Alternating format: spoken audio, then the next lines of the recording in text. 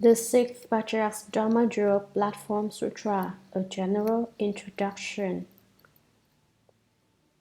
Edited by Hsuan Hua of the Tang Dynasty. What follows is not the sutra text, but an introduction to the sutra, which was written by the Sixth Patriarch's disciple Hua.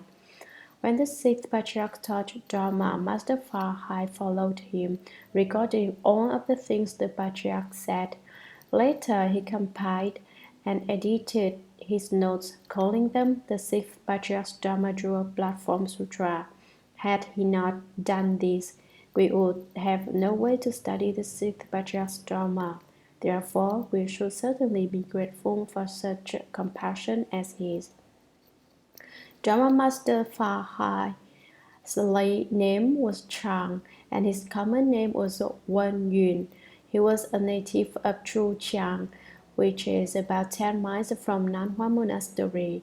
He was a room-entering disciple, that is, a disciple to whom the master had transmitted the Dharma. Though his introduction is not part of the sutra proper, I will explain it to you, because it narrates some important events in the life of the Great Master. Text. The Great Master was named Hui Neng. His father was of the Lu family and had the personal name Xing Tao.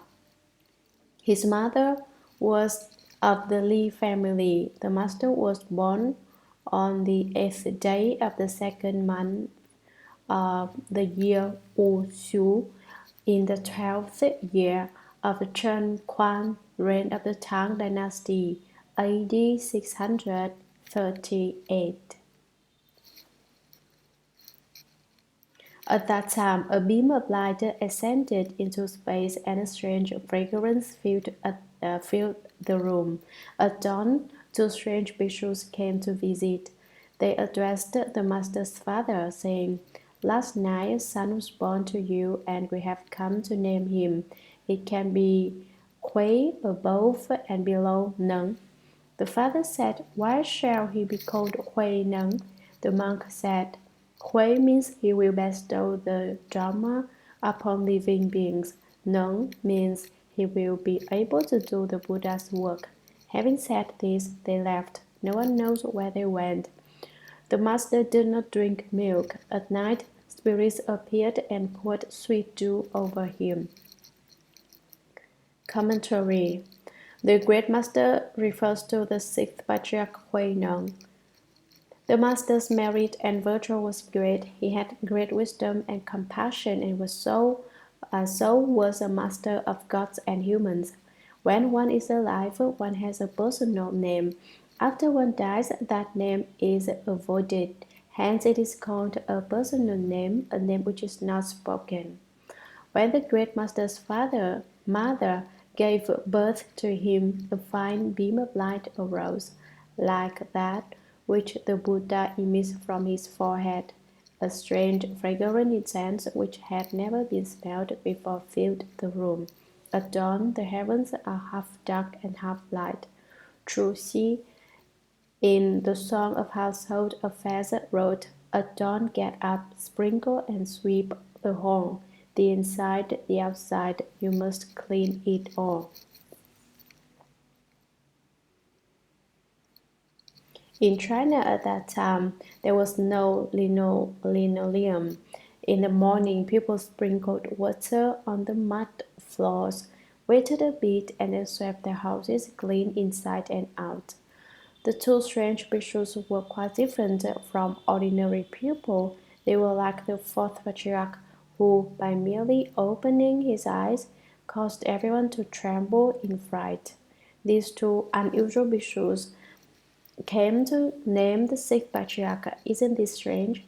Who has two bhikshus come to name him? To say above and below when referring to a person's name is a most respectful form of address. At the newly born, Patriarch 8 was sweet dew. Text. He grew up, and at the age of 24 he heard the sutra and awoke through the way. He went to Huangmei seek the seal of approval. Commentary. Some say that the sixth patriarch was 24, others say that he was 22. As the Chinese count, he was 24, and as the Westerners count, he was 22. Whether he was 22 or 24 is not really important. When the sixth patriarch heard the layman recite the Diamond Sutra and reached the line, "One should produce that thought which is nowhere supported," the sixth patriarch said, "Oh, no, not supported anywhere."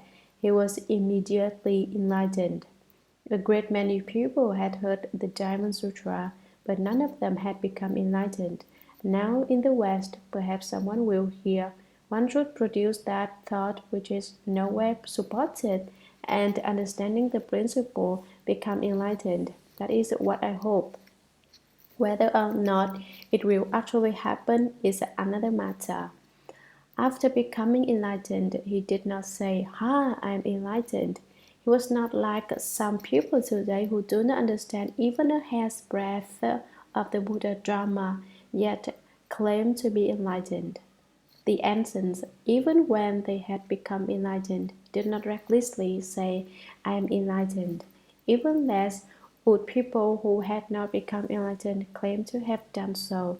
It is necessary to seek certification from a good knowing advisor, a person who has already awakened. That is why the sixth patriarch went to Huang Mei to seek the fifth patriarch's seal of certification. Enlightened ancients did not attempt to certify themselves. Today, however, there are those who have not become enlightened and yet say that they have. Enlightenment and non-enlightenment are as different as heaven and earth. Moreover, many naive young people take stupefying drugs and claim to have gone to the void. Confused demons, posing as good knowing advisors, certify them, saying, "Yes, you have attained to emptiness. However, there is no place for you to live in emptiness. Come back, come to my place. I have buildings and houses, I have a commune." The young people say that's not bad at all. They take the demons as their teachers.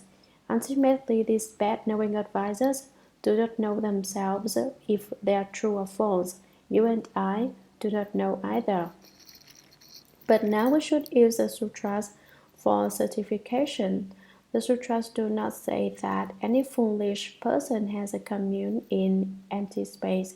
Even though rockets now go to the moon, space settlements have not yet been built. So this kind of talk simply does not get by. Now we are exceedingly busy. In the morning, everyone gets up at 4 o'clock to recite sutras. We are busy building houses on the earth, not in heaven. Why? We are people on earth, and so our houses should be built on the earth. We are forging our bodies into indestructible Vata bodies. Our bodies are our houses, but they sometimes go bad. Now, from morning to night, we are busy constructing them, cultivating them to be in the end like indestructible Vata bodies. With an indestructible Vata body, you can go wherever you wish. You can go into empty space, up to the heavens, down into the earth, or to the Dragon King's palace. It is very simple, and you do not need a passport or a schedule. You are free to take off at your convenience, but first construct your indestructible body, and you can do it. Text: The fifth patriarch measured his capacity and transmitted the robe and Dharma so that he inherited the patriarchate. The time was the first year of the reign period Lung Shua, cyclical year Xin Yu, AD 661. He returned south and hid for 16 years. Commentary: After the sixth patriarch left Huang Mei, he had no safe place to live, because Shen Xiao's disciples and followers of non-Buddhist religions wished to harm him. The great master went to live with hunters for 16 years. During this time, no one knew that he was the Sixth Patriarch.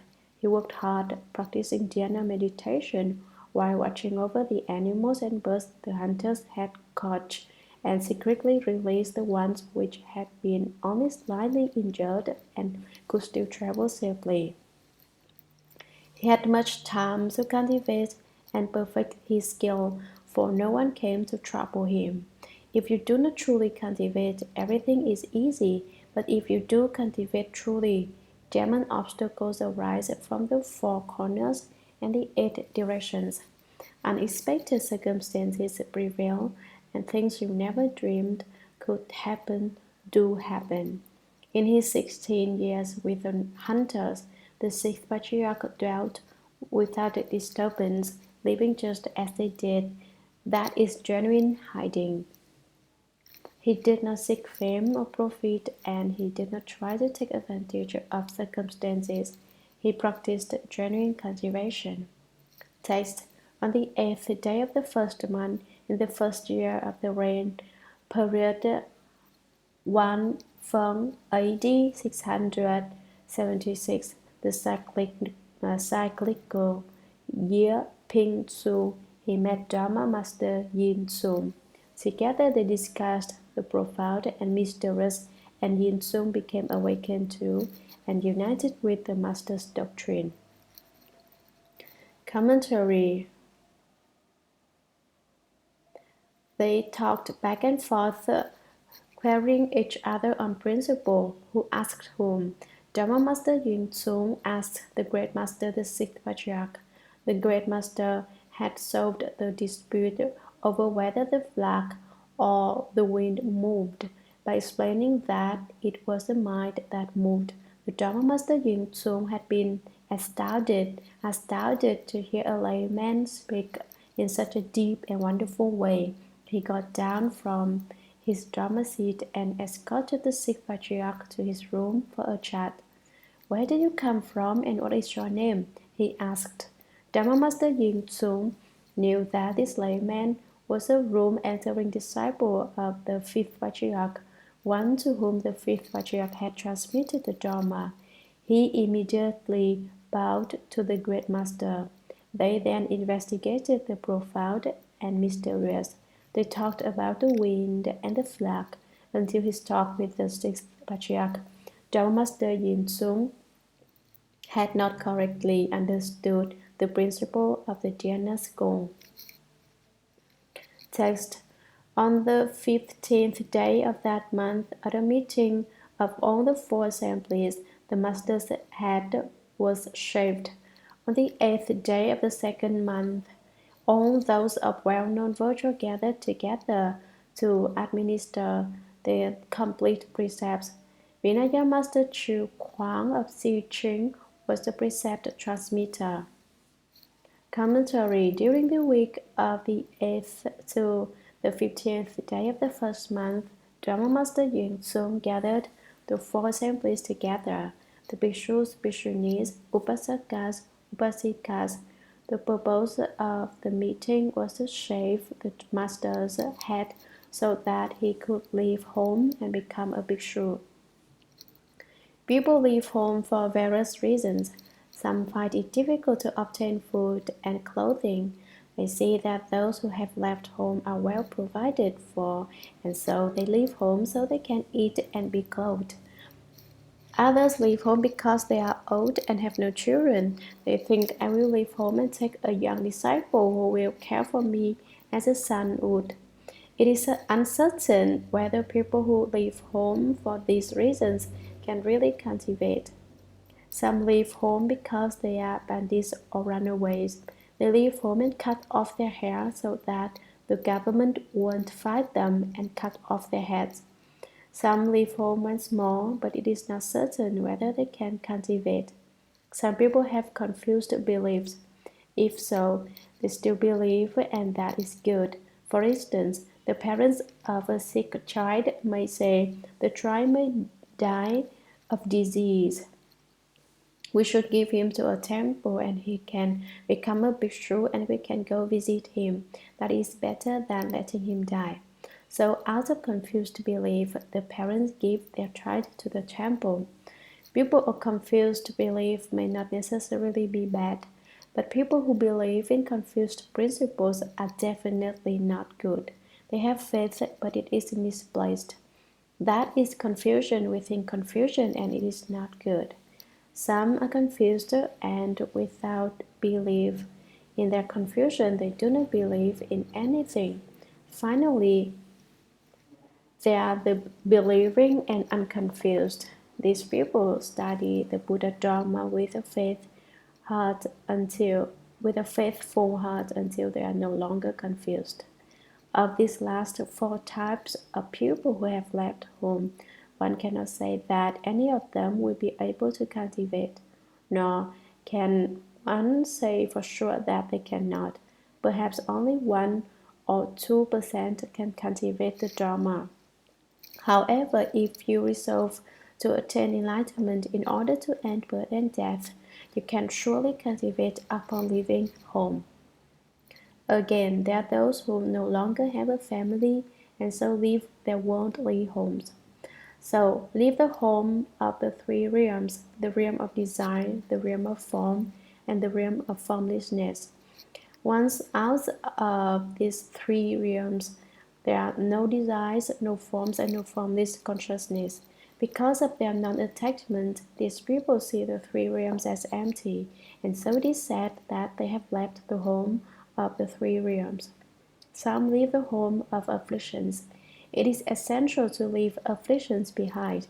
If you do not cut them off, you may leave home, but you cannot know the way. The Sixth Patriarch cannot be put into any of these categories, for he was a special case. He had attained mastery, and so whether or not he left home made no difference. Even when he appeared to be a layman, he practiced the profound conduct of a bodhisattva, and he did not behave like a layman. In this way, his act of leaving home did not resemble that of others in the assembly. The 8th day of the second month of the day is the day when Shakyamuni Buddha left home. On that day, all the illustrious, virtuous, and learned Dharma masters gathered from the 10 directions. Chinese Dharma masters and Indian Dharma masters came to administer the complete precepts to the Sixth Patriarch. Dharma Master Yin Sung invited Dharma Master Chu Guang of Xicheng to administer the complete precepts to the Sixth Patriarch. Xicheng is another name for Chang'an. The person who administers the precepts is called the precept transmitter. Precepts have a substance and marker and a dharma. If you wish a more detailed explanation, even finer discriminations can be made. I do not use Ting Fu Pao's commentary because it is often in error. In this case, he says that 3 people are required to administer the precepts, while actually only 1 is necessary. At that time, Dharma Master Chu Guang acted as transmitter. Chu Guang was also a Vinaya master, one who diligently studies the precepts and thoroughly understands the rules. In walking, standing, sitting, and lying down, in each of these 4 great compartments, he must conduct himself in an awesome manner, not daring to deviate for the space of a single step. Every move a Vinaya master makes must be in accord with the rules. Therefore, the Suragama Sutra says, severe and pure in Vinaya.